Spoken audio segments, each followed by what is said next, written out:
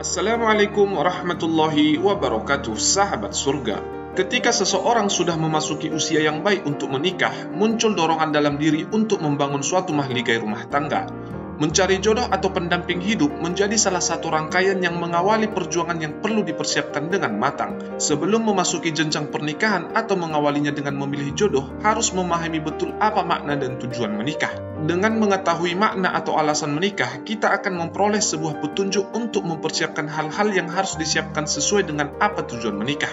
Dikutip dari Haji Agus Salim, kami mendapatkan sebuah nasihat baik dan penting untuk kita semua, terkhusus kepada sahabat kita yang ingin mencari pasangan. Mari kita dengarkan pesannya.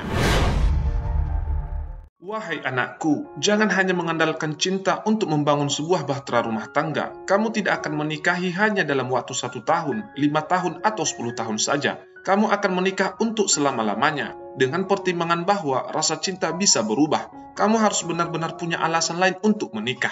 Bahwa menikah adalah kontrak selama-lamanya untuk bekerja sama dalam hal-hal praktikal. Kamu harus tahu seberapa mahir calon pasanganmu itu dalam menghemat keuangan, membagi kehidupan personal dan pekerjaan, menjaga kesehatan atau merawat anak. Ini semua nanti akan berpotensi menjadi sumber masalah. Dan di saat masalah itu menimpamu, bisa saja kamu jadi terlalu frustasi dan lupa bahwa kamu pernah benar-benar cinta mati padanya. Harus diakui, beberapa keindahan fisik memang mengesankan, dan kemapanan harta memang patut dipertimbangkan. Tetapi, ingatlah, segala sesuatu bisa berubah. Waktu bergerak dan roda kehidupan berputar, dan apa yang kamu lihat sekarang belum tentu akan kamu lihat nanti. Tubuhnya yang mulus dan cantik akan layu termakan usia. Begitu pula dengan jabatan, hartanya yang bergelimang bisa saja hilang begitu saja tanpa kamu sadari. Wahai anakku, dari waktu ke waktu, seorang manusia akan dihadapkan pada berbagai permasalahan kehidupan. Coba saja ingat dirimu 3 tahun yang lalu. Apa yang kamu pikirkan tentang suatu hal di masa itu? Dan bagaimana pemikiranmu tentang hal yang sama di saat ini? Yang kamu nikahi nanti bukanlah sebuah benda yang tidak akan berubah dari masa ke masa. Cara pandang serta pemikiran pasanganmu tentang kehidupan akan berubah, begitu juga dirimu. Wahai anakku, ingatlah, Rasulullah SAW pernah berkata, wanita dinikahi karena 4 perkara, karena hartanya, nasabnya, kecantikannya, dan agamanya. Maka pilihlah wanita yang taat beragama, niscaya engkau beruntung.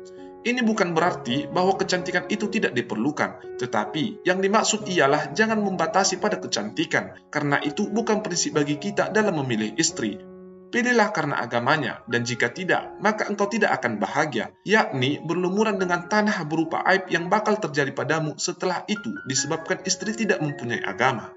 Dari Abdullah bin Amr secara marfu, ia mengatakan, jangan menikahi wanita karena kecantikannya, karena bisa jadi kecantikannya itu akan memburukkannya. Dan jangan menikahi wanita karena hartanya, bisa jadi hartanya membuatnya melampaui batas. Tetapi, nikahilah wanita atas perkara agamanya. Sungguh, hamba sahaya wanita yang sebagian hidungnya terpotong lagi berkulit hitam, tapi tak beragama adalah lebih baik.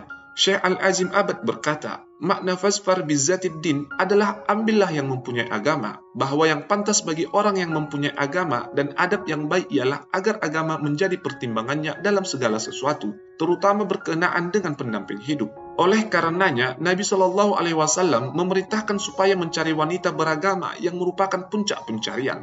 Taribat yadaka, yakni menempel dengan tanah. Nasihat untuk anak kita semua. Sahabat surga, benar saja jika memilih pasangan sebab perkara agama, maka nantinya ia akan menjadikan segala sesuatu didasari dengan agama.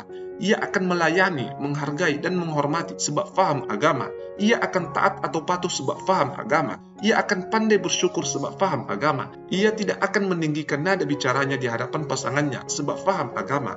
Ia akan mengharamkan dirinya untuk menyakiti pasangannya sebab faham agama. Keluarga sakinah, mawaddah, dan warahmah akan terpancar sebab faham agama. Maka beruntunglah setiap pasangan yang mendapatkan pasangan yang faham agama. Di akhir video, mari kita lihat Quran Surah An-Nur ayat 26.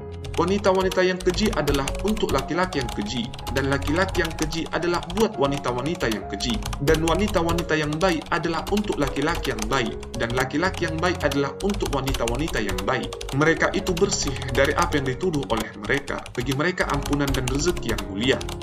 Dalam mentadabburi ayat ini, perlu dipahami secara menyeluruh bahwa jodoh tidak akan datang begitu saja tanpa diiringi dengan upaya dan ikhtiar yang maksimal. Kemudian, melihat konteks turunnya ayat ini, hendaknya dapat memotivasi kita semua agar berupaya menjadi pribadi yang baik. dengan cara meneladani Rasulullah SAW bagi para pemuda dan meneladani istri Rasulullah Aisyah radhiyallahu anha bagi pemudi masa kini. Wallahu a'lam bishawab. Sekian video dari kami. Itulah pesan yang penting untuk kita perhatikan dalam memilih pasangan. Semoga bermanfaat. Wassalamualaikum warahmatullahi wabarakatuh.